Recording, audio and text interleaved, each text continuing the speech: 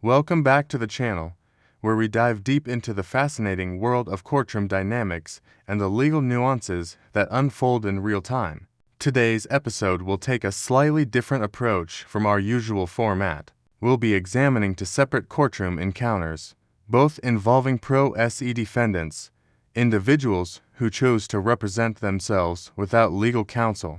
What makes this episode especially intriguing is how these two defendants handled their cases, with outcomes that couldn't be more different. Our first case takes us to Clayton County, Georgia, featuring a driver named Sidney Steele. On March 20th, 2024, Lieutenant Jonathan Carey of the Clayton County Sheriff's Office issued Miss Steele a citation for allegedly following another vehicle too closely and making an improper lane change. Maintaining her innocence, Miss Steele entered a not guilty plea on May 16th, 2024, setting the stage for a bench trial, meaning the verdict would be decided solely by a judge, without a jury. After more than a year of procedural delays, her trial was finally held virtually via Zoom in the State Court of Clayton County on August 27, 2025, with Judge Tammy Hayward presiding over the proceedings. What unfolded during that hearing highlighted both the challenges and risks of self-representation in court. Sydney Joy Steele, okay, you're charged with following too close on 2024 TK 06653. You're also charged with improper lane change on case 2024 TK 06652. Mr. Tipton, are you ready to go forward with trial? Yes, Your Honor. State's going to call Lieutenant Jonathan Carey to the Zoom call. All right. Lieutenant Carey, raise your right hand for me. Do you solemnly swear or affirm any testimony you give in this matter will be true? All right, you can put your hand down, sir. Ms. Steele, you understand that you have the right to ask questions of any witnesses brought by the state. The state has the burden of proving the case against you beyond a reasonable doubt. You do not have to give any testimony or evidence against yourself. You have a Fifth Amendment right against self-incrimination, and the state needs to prove the case beyond a reasonable doubt. All right, do you understand? Yes. All right, Mr. Tipton, you may introduce your witness. Yes, Your Honor. Lieutenant Carey, please state your name for the Zoom call. Lieutenant Jonathan Carey. And Lieutenant Carey, how are you currently employed? Currently the lieutenant for the Clayton County Sheriff's Office Black Hawk Traffic Unit. And how long have you been with the Clayton County Sheriff's Office? The Sheriff's Office, probably a little over 2 years. And you have prior experience before that, correct? Yes, I was with the Clayton County Police for about 4 or 5 years. Okay. And during that time, both with the Sheriff's Office and the Police Department, have you been post-certified? Yes. Okay, and being post-certified, are you authorized to investigate crimes, issue citations, and make arrests based on your investigations? Yes, I am. So I want to bring your attention to March 20th of 2024. Were you working for the Clayton County Sheriff's Department at that time? Yes. And were you on duty that day? Yes, I was. Did you at any point in time have occasion to make contact or initiate a traffic stop with a white Chevrolet Trax that was driven by Miss Sidney Steele? Yes. Okay. Can you tell me about what drove you to, or what caused you to initiate contact with Ms. Steele?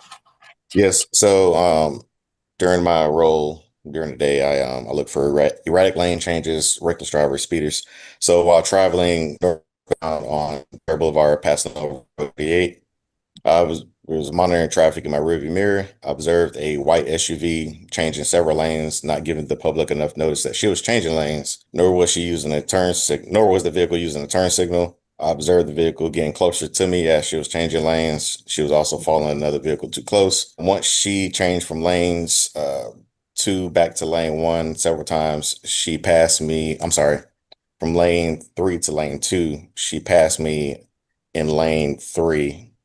And that's when I conducted a traffic stop on that vehicle and spoke with the driver. While speaking with the driver, she advised that she was in a hurry to get to Atlanta because she had a hair appointment. Okay. You say she didn't use any turn signals. Is that correct? Correct. Okay. And what was the basis of the following too close? She was following another vehicle too close as she was changing lanes. Based on your knowledge, your training, and your experience, as well as what you observed, was that a safe maneuver for her to make? No, it was not. Would a reasonably proven driver have followed that closely? No, and if that vehicle in front of her would have slammed on the brakes, she would have been at fault, and that definitely probably would have caused an accident. Okay. And with the improper lane change, was there anything improper? Tell me about what was improper about that lane change besides just the signal. So when you change lanes, you have to give the public enough notice that you're about to change lanes, which she failed to do Okay. several times, not just one time. Okay. So, about how many lane changes did you observe? I believe I observed 3. So she went from the number 3 lane to the number 2 lane, then back to the number 3 lane. It's occur in Clayton County? Yes, it did. Okay. I have no further questions at this time. All right, Ms. Steele, did you have any questions of Lieutenant Carey? Yes. Go ahead, ma'am. So you said that you were observing me in your rearview mirror when I Correct. did all of these okay. So if you're observing me in my rearview mirror, how are you able to see how close I'm driving behind another car? If you're looking in your rearview mirror, you would see the car that's in front of me. You wouldn't be able to see my car. I can see your car and the car in front of you. Got you. So how are you able to determine how close my tires were to the trunk of the car in front of me? I can't determine how close your tires are, but I can determine how close your bumper is to their rear bumper And how are you able to do that? by looking at it. And what did you see? How close was I? If you had to guesstimate. You're less than a car length behind them. Less than a car length? Correct. And this was another car and this was not your car? Correct. Okay. I don't have any more questions for you. After the Assistant Solicitor General, Mr. Tipton, completed his direct examination of Lieutenant Carey, it was Ms. Steele's turn to cross-examine the officer. During her questioning, Lieutenant Carey testified that he observed Ms. Steele's vehicle through his rearview mirror, stating she was less than 1 car length behind another vehicle at the time of the alleged violation. Under Section 40-6-49 of the Georgia Code, it is unlawful for a driver to follow another vehicle more closely than is reasonable and prudent, considering the speed of traffic and prevailing road conditions. This statute aims to ensure that drivers maintain a safe distance to prevent collisions in case the lead vehicle stops suddenly. The principle was reaffirmed in the 2009 Georgia Court of Appeals case, Proctor v. State, where the court held that a traffic stop for following too closely was justified when an officer observed a driver traveling about 1 car length behind another vehicle on an interstate. The court reasoned that, given the speed and traffic flow, such a short distance would not allow sufficient time to stop safely if the lead car braked abruptly. By that same legal reasoning, Lieutenant Carey's testimony that Miss Steele was trailing less than 1 car length behind the vehicle in front of her could be considered adequate evidence to establish a violation of Georgia's following too closely statute, potentially supporting the state's case against her. All right, anything else, Mr. Tipton? Briefly, Your Honor. Lieutenant Carey, was your view of the car immediately in front obstructed? No. Was your view of Miss Steele's vehicle obstructed? No. Which lane were you in, sir? I was in the number 2 lane. Okay. And which lane did you observe the vehicle in when it was following too close? Number 3. Okay. Would you say that? No, well, when she was following too close, she was in the number 2 lane as well.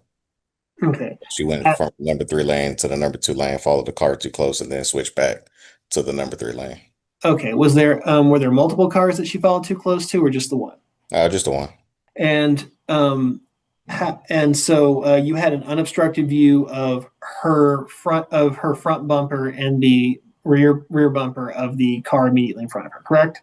Correct, by using my side mirror at the time. Okay, awesome. Thank you. No further questions.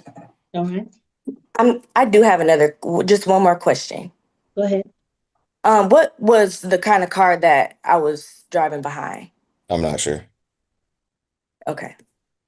After Ms. Steele finished her cross-examination, Assistant Solicitor General Tipton conducted what's known as a redirect examination of Lieutenant Carey, an opportunity for the prosecution to clarify or reinforce key points from the officer's earlier testimony. However, during this phase, Lieutenant Carey's account noticeably shifted. He now stated that he observed Ms. Steele's vehicle and the one she was following through his side view mirror, a direct contradiction of his earlier statement. claiming he had seen them through his rearview mirror. Sensing the inconsistency, Miss Steele seized the moment. She pressed Lieutenant Carey for more details, asking him to specify the make or type of vehicle she was allegedly following too closely.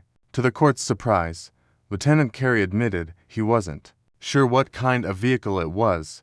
This line of questioning appeared to be a strategic move on Miss Steele's part, an effort to undermine the officer's credibility and highlight the uncertainty in his recollection. By prompting these admissions, she effectively suggested that Lieutenant Carey's memory of the incident was either unreliable or reconstructed after the fact, casting further doubt on the strength and accuracy of his testimony. Do you remember the color? No, I don't. Okay. I don't have any more questions. All right. Did the state have any additional witnesses to present? No, Your Honor. State's going to rest this time. All right, Ms. Steele, did you wish to present evidence and testimony? Yes. All right, you understand that you're not required to present any evidence or testimony? Yes. All right, you're waiving your right to remain silent in order to offer evidence and testimony? Yes, ma'am. All right, raise your right hand for me. You solemnly swear or affirm any testimony you give in this matter will be true? Yes. All right, you can put your hand down. Go ahead, tell me what you need me to know. Okay, so the day this happened, I stopped at the gas station. At the time, I was 6 months pregnant. I stopped at the gas station to grab some water. I get out of the gas station. I turn right. As soon as I turn right, I turn into a light. I pulled behind the police officer. No other car was in front of me other than the police officer. When the light changed, it's like he wasn't moving. So I put my signal on to get in the lane to the right of me. I got in the lane to the right of me. He then got in the lane behind me. And I looked in my rearview mirror and I'm like, he is driving so close to me. Like, he was so close. I could not see his tires. This is why I asked these questions, because in driver's training, they teach you have to at least be able to see the car's tires behind you.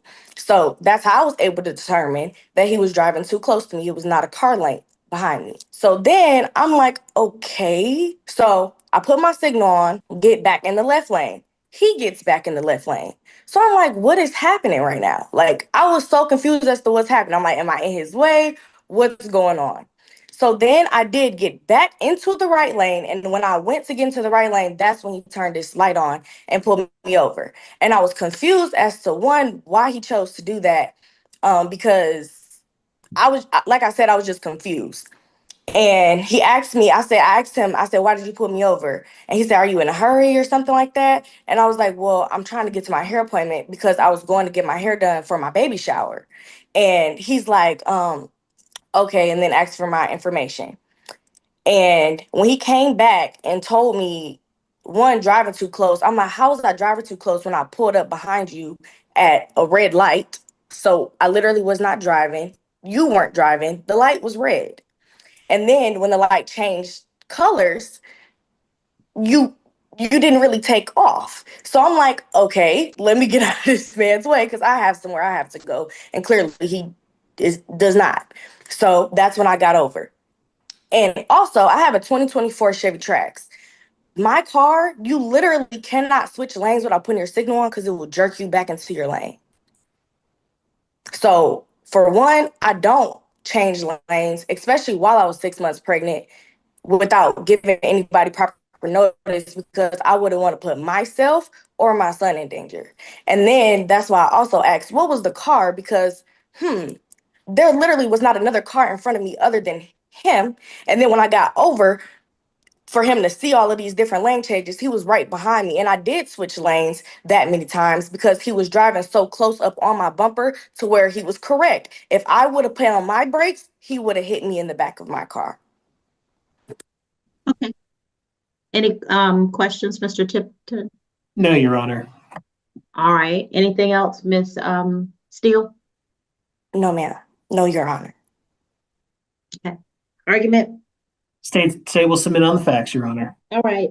And still, I found you not guilty of the offenses before the court. Each of you are given testimony in this case. Each person has submitted sworn testimony without additional evidence. Neither testimony has greater weight than the other. Therefore, the court is not able to determine beyond a reasonable doubt that you committed an offense in this case and finds you not guilty on both offenses.